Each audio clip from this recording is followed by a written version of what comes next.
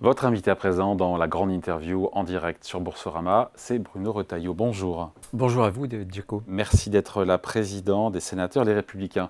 On vient de parler des ajustements faits par le HCSF, le Comité de stabilité financière, donc gouvernement et Banque de France, qui ajustent les critères d'octroi des crédits immobiliers qui sont accordés par les banques, notamment, en 2 secondes, en allongeant de 2 ans la durée maximale d'un prêt de 25 à 27 ans en cas d'importants travaux de rénovation. Est-ce que ces ajustements vous satisfont ou au contraire pour vous c'est insuffisant pour relancer une machine du crédit qui est quand même un peu grippée avec la hausse des taux d'intérêt de la BCE?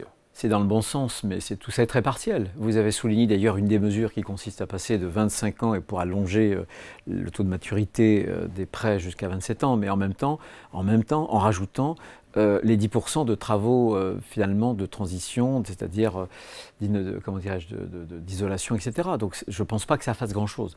Je veux simplement dire que la question des taux d'intérêt, elle est importante. Elle n'est pas la seule. D'où vient cette crise? Elle vient de loin. Elle vient d'une part de ce que les dettes souveraines, c'est-à-dire le formidable endettement des États et notamment de la France, a pu être soutenable grâce à une politique très accommodante. Qui n'est plus, mais qui l'a été depuis 2014, qui l'est plus depuis 1 an. Oui. Et cette politique très accommodante de la Banque centrale, avec des taux de la Banque centrale européenne, avec des taux très faibles et voire négatifs, a créé une inflation sur les biens immobiliers. Pas que, mais en tout cas sur les biens immobiliers. Donc ça a poussé, bien sûr, les biens immobiliers à la hausse. Deuxième élément, qui vient aussi de très bien, depuis 10 ans, et moi j'ai connu plein de lois où on a accru sur l'immobilier plein de contraintes. La dernière, c'est le ZAN, Zero Artificialisation Net. On est en train de créer une pénurie de foncier. Et donc le foncier repart à la hausse. Donc vous voyez, c'est un panorama très très large.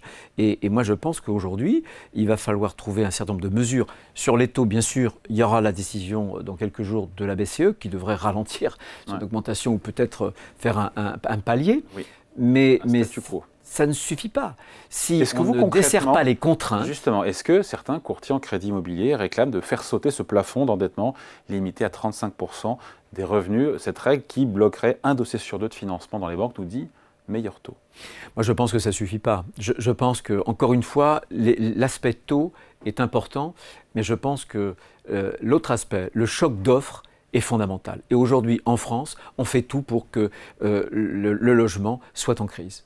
Parce qu'on a multiplié les contraintes, parce qu'on crée... Comment on relance alors cette production de logements neufs et pour aider les Français à devenir propriétaires? Les ventes de logements neufs sont en chute de 30% cette année. 30%. On vient de voter dans le PLF au Sénat. On est revenu et on a supprimé la mesure que le gouvernement avait envisagée pour resserrer le PTZ. Le prêt à taux zéro, on l'a réouvert à nouveau sur l'ensemble du territoire français. Ce n'était pas le bon moment de prendre cette mesure, donc j'espère bien que cette mesure durera dans le 49.3, puisqu'une fois que le PLF aura été voté au Sénat, il repartira à l'Assemblée et la Première ministre fera un 49.3. Donc première chose, c'est des choses qui sont faisables et qu'on vient de voter. Donc je demande au gouvernement d'accepter cette suppression de la mesure qu'ils avaient de resserrement du PTZ. Deuxième chose, il faut un choc d'offres. Ce choc d'offres, c'est liberté, à mon avis, aux maires pendant 3 à 5 ans. On pose un cadre d'urbanisme et on dit aux maires, on va vous encourager à sortir un certain nombre de programmes. Ce sont eux qui freinent les maires, qui veulent moins octroyer de permis parce que... Non, parce que eux, quand vous êtes maire, croyez-moi, j'en rencontre beaucoup, vous avez un tel nombre de contraintes qu'aujourd'hui, désormais, de sortir du foncier pour se loger, croyez-moi, c'est compliqué. Ça crée une pénurie de foncier, toutes ces contraintes, et donc quand il y a une rareté, il y a une cherté. Bien sûr, mais les maires aussi, le problème c'est qu'avant ils touchaient la taxe d'habitation, maintenant ils ne la touchent plus, enfin c'est reversé par l'État. Totalement d'accord. Et donc augmenter le nombre de crèches, de logements. Mais totalement d'accord. J'étais contre. Oui, j'étais contre. La taxe d'habitation ne pousse pas les maires à octroyer les permis de construire. Mais bien sûr. Mais d'ailleurs, la politique d'Emmanuel Macron a été, de ce point de vue-là, très défavorable au logement. Quand on a supprimé l'ISF, on a maintenu l'IFI. C'est-à-dire qu'à l'époque, vous pouviez détenir des bitcoins, de l'or, il n'y avait pas de problème. Mais si vous étiez propriétaire de logement, d'immobilier, alors là, on vous tapait. C'était une erreur de supprimer, de transformer l'ISF en IFI? Non, c'était ce qui était une erreur. C'est pas aller jusqu'au bout de la logique. Exactement. Moi, j'étais aux côtés de François Fillon, donc on avait fait cette proposition. Mais c'était la proposition de revenir complètement sur l'ISF et non pas de créer un impôt qui ciblait notamment l'immobilier, comme si la pierre c'était quelque chose qui ne concourait pas au développement de l'économie. Ça, c'était une erreur. L'immobilier est trop taxé en France? Je pense que l'immobilier, notamment, est trop taxé. D'ailleurs, ce que nous venons de faire aussi au Sénat, c'est une mesure de transmission en ligne directe pour augmenter jusqu'à 150 000 € lorsque un enfant, par exemple, veut acheter un bien immobilier en donation. J'ai vu 100 000, c'est 100 000 ou 150 000? 150 000. 150 000. 150 000. Voilà, ce sont des choses très concrètes. Mais encore une fois, au-delà des questions de taux, qui sont importants, c'est comment dessert-on cette situation de rareté? Parce qu'aujourd'hui, c'est terrible. On dit quoi au maire? Alors on dit quoi au maire? On leur dit quoi? Eh bien, moi, je pense que la proposition qu'on pourrait faire, c'est de dire, écoutez, on va alléger toutes ces contraintes pendant 3 ans ou 5 ans. Contraintes de transition énergétique expérimentale. Non, mais ça, c'est pas les maires qui imposent, c'est pas les maires. Il y a d'autres dispositifs qui permettent justement de régler le problème. En revanche, le DPE, le diagnostic de performance énergétique et le calendrier qui va permettre notamment d'éjecter du marché un certain nombre de passoires énergétiques, il faut le détendre. On n'y arrivera pas. 2025, c'est demain. Et en quoi on construira plus du neuf? On construira plus de neuf si on met moins de contraintes. Non, ce que je suis en train de dire, c'est qu'aujourd'hui, les maires, le zéro artificialisation net, par exemple, c'est quoi? C'est que sur la période des 10 prochaines années, les maires vont devoir construire moitié moins. Ou en tout cas, resserrer la construction. Il faut un moratoire là-dessus? En tout cas, ça ne marche pas. On va lancer au Sénat une commission de suivi. On a essayé d'assouplir. Dans un premier temps, il y a eu d'abord la loi climat-résilience qui portait ce ZAN, qui est un truc totalement bureaucratique, qui est un virus, qui est, à mon avis, un virus de la décroissance. On est tous d'accord pour dire que le foncier, c'est une ressource non renouvelable qu'il faut économiser. Mais il y a d'autres moyens. Et on ne peut pas traiter toute la France, une France dynamique, qui reçoit par exemple des jeunes ou des moins jeunes, qui a besoin de se développer, et une France où il y a beaucoup moins de croissance démographique. Comment fait-on? Et là, c'est toujours le jardin à la française, et sans indifférenciation, quelle que soit la situation démographique, économique, que peuvent connaître les départements ou les communes. Donc je pense qu'il faut avoir une incitation justement pour que tout cela, pour que les règles soient allégées. Bon, on parle maintenant de l'inflation avec vous, Bruno Retailleau, qui est tombée à 3,4 % en novembre. On parle de la France, bien sûr. C'est 4 % en octobre, c'était 4,9 % en septembre, ce sont les chiffres de l'INSEE. La BCE est en passe de gagner son combat contre l'inflation, selon vous? Le resserrement, les conditions... Au prix d'une croissance économique moindre, au prix, bien sûr, d'une baisse de croissance, au prix d'un relèvement des taux. On n'a jamais vu autant sur un délai aussi resserré. Bon, il faut bien dire aussi qu'il n'y a pas que l'action de la BCE, il y a aussi la baisse de l'énergie, notamment fossile, avec le pétrole, et aussi de l'électricité. Donc ça concourt évidemment à faire atterrir un peu l'inflation, mais attention, parce qu'il y a des poches d'inflation, notamment l'inflation alimentaire, qui demeure. Quand on cite aujourd'hui un chiffre d'inflation, en réalité on le cite pour les économistes, mais les Français ne le ressentent pas comme ça, tout simplement parce que, en fonction de vos habitudes de consommation, vous pouvez avoir un choc inflationniste beaucoup plus important que votre voisin. Mais la réalité de l'inflation a totalement changé en 18 mois. Heureusement. Ouais. Après, il y a l'INSEE qui a revu à la baisse les prévisions, c'est pas une prévision, c'est la croissance du troisième trimestre pour la France, finalement en repli de 0,1 %. Et pour autant, Bercy confirme ses objectifs de croissance pour 2023 à 1 %. Les calculs ont été faits par l'INSEE, il faudrait qu'on ait 0,6 % de croissance au quatrième trimestre, on peut en douter, pour avoir les 1 %. Bien sûr, et il y a pire. Quand le gouvernement prévoit, puisque encore une fois on est sur le budget, quand le gouvernement 1,4 % prévoit 1,4 %, alors que le consensus des économistes pour 2024, mais on est sur le budget 2024. Les économistes, le consensus, c'est autour de 0,8, 0,9. Parfois d'ailleurs un peu moins. 1,4, vous vous rendez compte? C'est la raison pour laquelle je pense que ce budget ne tiendra pas ses promesses, et notamment en matière de dépenses publiques, tout simplement parce que les hypothèses macroéconomiques sont beaucoup trop favorables. Et on le voit, le resserrement d'ailleurs de l'activité économique, on l'a vu d'abord en Allemagne. L'Allemagne a été sur 2 trimestres consécutifs en récession. Voilà, c'est vraiment la mesure de la récession. Donc, bien entendu, que cela contamine la France. On a, nous, en France, on voit bien qu'on est toujours beaucoup plus protégé que l'Allemagne, par exemple, et que d'autres pays européens, des resserrements conjoncturels, dans la mesure où on a des airbags, on a des stabilisateurs un peu automatiques, on a une dépense publique tellement incroyable que la contamination, si j'ose dire, des effets économiques de resserrement d'activité se font sentir plus tard et dans une moindre mesure. Mais on y est. Et encore une fois, ça pose un problème. Je pense que le déficit que le gouvernement prévoit à 150 milliards, qui sera le même... prévoit 4,4% de déficit public, donc fin 2024. Si on reprend ça, on calcule tout ça à l'aune des prévisions de croissance du consensus des économistes, on obtient 5% de déficit, on sera au même niveau fin 2024 parce qu'on est en 2023. Et vous avez Bruno Le Maire qui va de plateau en plateau pour dire qu'il faut accélérer le désendettement. Mais le désendettement, il ne décélère pas, puisqu'on ajoute à chaque fois 150 milliards d'une dette qui est au-delà de 3 000 milliards. Les comptes publics français sont mal gérés aujourd'hui? Bien sûr.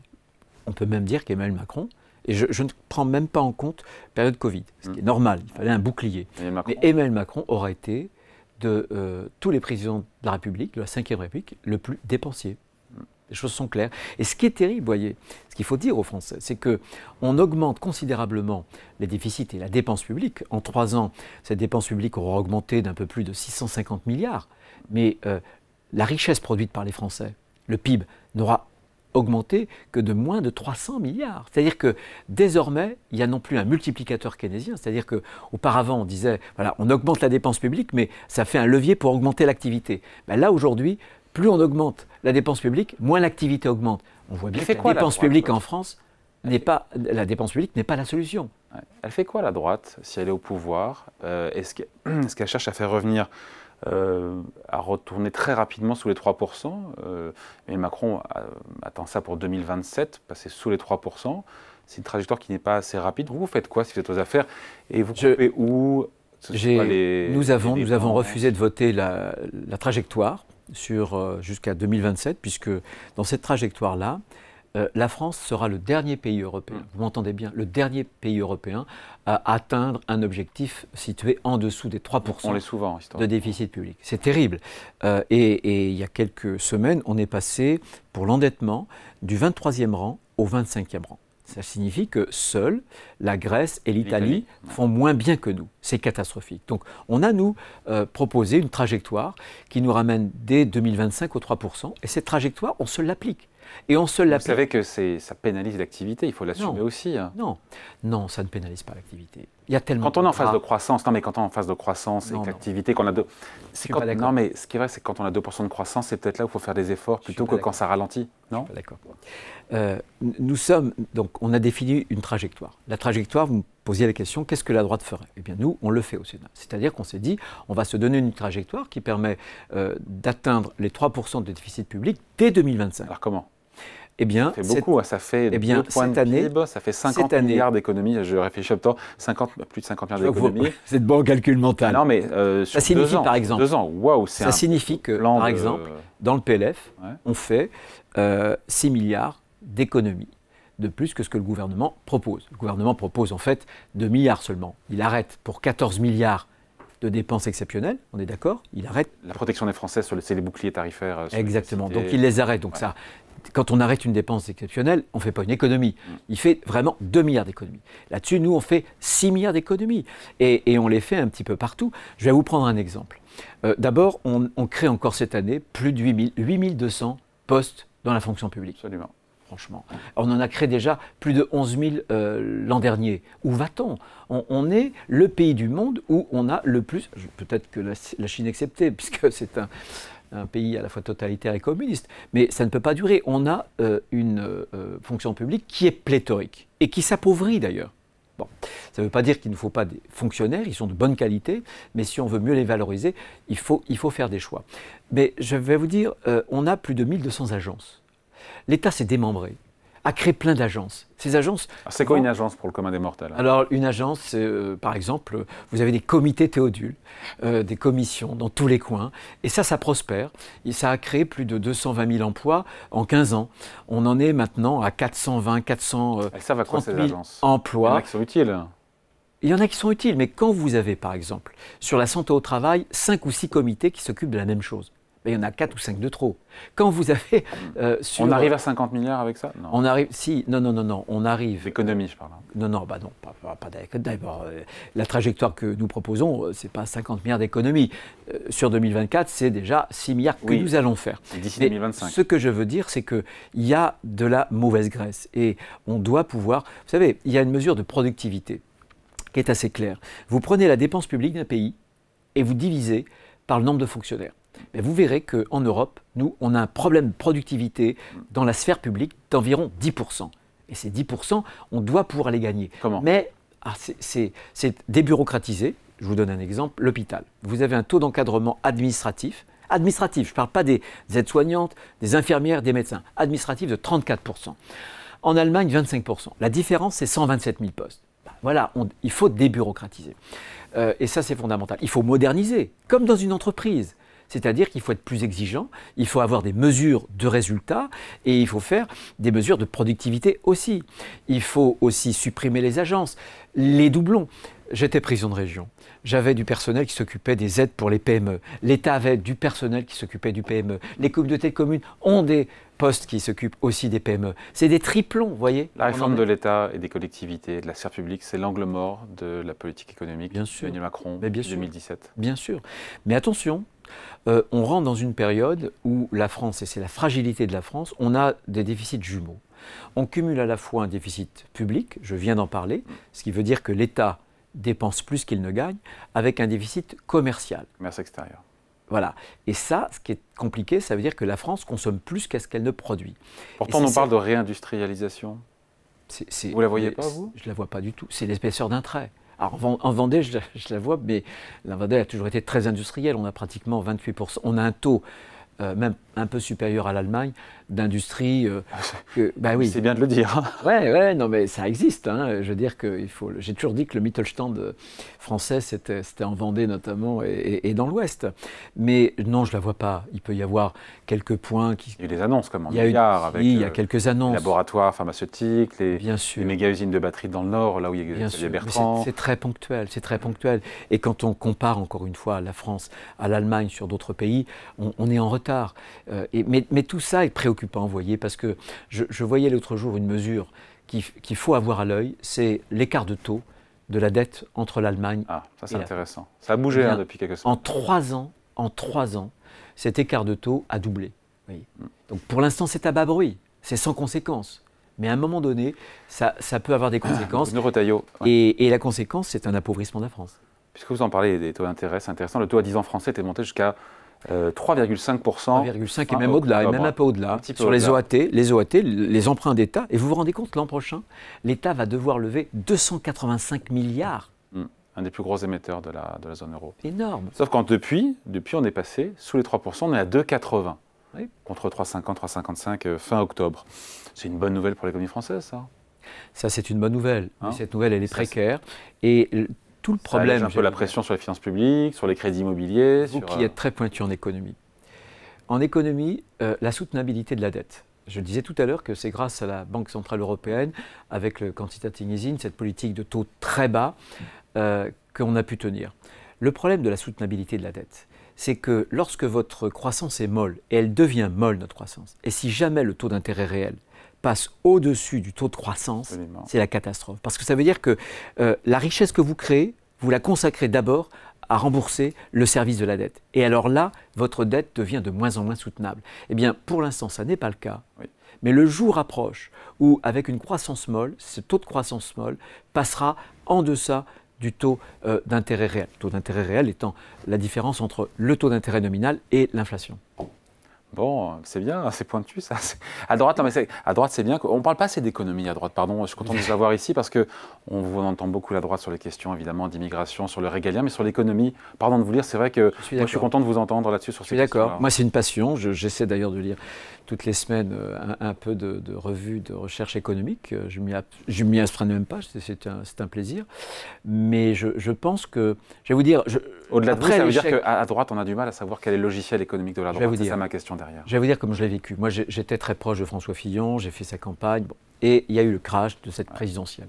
Et beaucoup de mes amis, notamment à LR, se sont dit après, en fait, on n'arrivera pas à convaincre les Français sur un programme un peu exigeant. Donc, il faut aller encore dans le social-étatisme. Moi, je ne suis pas d'accord avec ça. Ça, il y en a d'autres qui le font. Hein. Exactement. Et là-dessus, dans ce registre-là, dans ce registre-là, je vais vous dire, ils seront toujours meilleurs que nous, la gauche. Donc il faut que nous, on soit, comment dirais-je, on ait un langage non pas d'austérité, mais de sérieux, de bon sens. On doit gérer la France avec bon sens. Elle n'est plus gérée avec bon sens. Comme je vous le disais tout à l'heure, puisqu'on vit au-dessus de nos moyens, et on est en train de laisser une dette faramineuse aux générations futures. Balzac avait une très belle phrase, il disait « Aucune génération n'a le droit d'en amoindrir une autre ». C'est ce que nous faisons sur le plan climatique, mais c'est aussi ce que nous faisons sur le plan budgétaire. Dernière question, et on se quitte là-dessus. La droite au pouvoir, elle baisse quoi comme impôt? Et comme taxe aussi, parce qu'au final, c'est intéressant, mais on ne va pas lister tous les impôts qui ont baissé, mais c'est vrai qu'il y a eu la transformation de l'ISF, il y a eu la suppression de la taxe d'habitation, réforme de la fiscalité du capital, on a eu la baisse de l'impôt sur les sociétés, de l'impôt sur le revenu, des impôts de production. Mais quand on regarde Eurostat, les prélèvements obligatoires en France, c'est 48% du PIB, c'est 42% en moyenne en zone euro. On est 6 points de plus. Donc on nous dit on a baissé les impôts, mais ce n'est pas ce que ressentent les Français. Non. Je pense d'abord parce que les taxes sont beaucoup augmentées. Ayons un langage de vérité. Au point où on en est, on ne pourra pas réduire les impôts si on ne réduit pas la dépense. Pour moi, c'est un préalable. Je préfère le dire d'entrée de jeu. Ensuite, je pense que notre problème spécifique n'est plus un problème de fiscalité sur les individus, mais de fiscalité sur les entreprises. Le souci que nous avons... Il y a des choses qui ont été faites, hein. Impôt sur les sociétés, impôt de production. Bien sûr, la flat tax, bien sûr, toutes choses qu'on avait d'ailleurs proposées en 2017. Je pense que c'est le coût du travail. Je pense qu'aujourd'hui, on a un vrai problème. Le problème de la compétitivité française, le problème de notre taux d'emploi, très très très bas par rapport à l'Allemagne et à l'Europe du Nord, vient du fait que... Notamment sur les jeunes et sur les seniors, c'est pas tellement ceux qui sont dans l'emploi. Je suis absolument, je partage totalement ce constat. C'est pour ça que j'ai voté la réforme des retraites, parce qu'elle contribue à augmenter un peu le taux d'emploi des seniors, mais il y a le problème des jeunes, et ça, il faut réformer, c'est l'école, on en revient à l'école, on en revient à l'apprentissage. Les annonces de Gabriel Attal? Bon sens, ça va dans le bon sens, ça va dans le bon sens. Il faudra les prolonger, à mon avis, en refaisant vraiment de vrais maîtres. Il faut que la formation des maîtres, que ce soit pour l'école primaire, le collège ou le lycée, ne se fasse pas à l'université. Il faut des écoles particulières, comme on le faisait jadis avec les écoles normales, et il faudra aussi redonner de l'autonomie aux établissements. La Cour des comptes avait relevé et avait étudié que seulement 2% des décisions des chefs d'établissement. Vous vous rendez compte, vous avez un directeur d'école, 2% de ces décisions sont des décisions autonomes. Tout est dirigé de Paris. Ça n'est plus possible. Donc je crois que moi, pour avoir une vision à moyen terme de l'économie, le couple qu'il faut réparer, c'est le coût du travail qui est trop cher en France et la compétence qui n'est pas au niveau. Et c'est, je pense, ce double phénomène qui explique le décrochage français. Même si en termes d'emploi, on a eu beaucoup de création d'emplois, c'est en train de se calmer un petit peu, mais depuis 2017, il faut dire qu'il y a eu beaucoup de création d'emplois. Il y a eu beaucoup que la politique économique a été menée. Il y a eu beaucoup de création d'emplois, malheureusement, parce que la productivité, qui était un des points importants en France, a beaucoup baissé depuis 2019. Oui, mais bon, voilà, au moins il y a des emplois. Et c'est plus le sujet numéro 1 pour les Français. Oui, mais il faut être... Rien que ça, c'est un changement. Mais il faut être exigeant. Je pense que, vous voyez, il y a un an, au Sénat, on a voté deux dispositions. Quand vous enchaînez, par exemple, 2 CDD, votre patron vous propose dans le même poste, avec un niveau de salaire comparable, un CDI, et vous refusez, aujourd'hui, vous pouvez toucher le chômage. Moi, ce n'est pas possible. Pareil pour l'intérim. Donc, si on n'est pas exigeant, si on ne revoit pas notre modèle social, mais on est mort. Aujourd'hui, on a des modèles sociaux les plus avantageux au monde, mais il faut à ce moment-là produire, créer de la richesse. Et depuis des années, ce que l'on a fait, on a cessé d'élargir la générosité de ce modèle social et de rétrécir la capacité de notre économie à créer de la richesse. Bon, voilà, merci pour cet entretien. Vous reviendrez nous voir. Pour parler d'économie, ça vous plaît, on dirait, hein, ça vous plaît. Hein. Vous savez, que ça me plaît, et très peu de journalistes, en réalité, nous questionnent sur l'économie. Très peu, sauf quand il y a un pépin. Mais en général, les entretiens économiques sont très rares, sont devenus très rares. Bon, merci en tout cas, merci à vous. Bruno Retailleau, le président des sénateurs, Les Républicains, invité de la grande interview en direct sur Boursorama et en replay à 14h. Merci. C'est moi qui vous remercie.